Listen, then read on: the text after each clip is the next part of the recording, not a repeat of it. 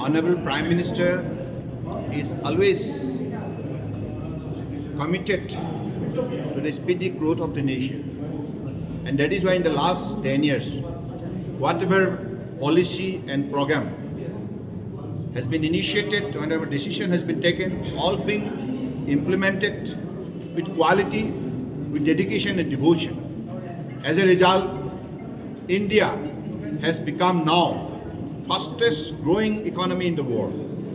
And Honorable Prime Minister has set his target very clear to the people of the country that in the next 5 years' time, India will be one of the top 3 economy of the world.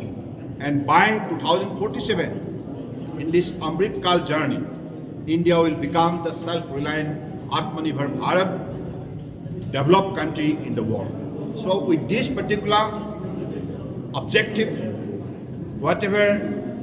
through this budget, he has created an environment for the people of the country for their overall growth and taking everybody along, whether it is poor, women, youth, farmers, middle class, MSME sectors, all sections of the society has been taken into confidence.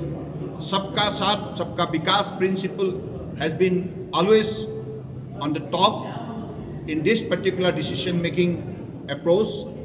And I believe that is why India is growing faster, and that is why every citizen of the country is like developing their self-confidence.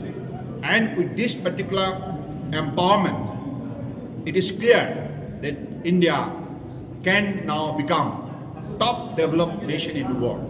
And for Northeast, especially this time also, as in the earlier occasion, in the last 10 years, more than 5.2 lakhs crore have been spent for our growth, connectivity, communication, or our infrastructural growth, whether it's hospital, institution, education, research, tourism, and farmers, infrastructure, all kind of infrastructure facilities like speedy growth.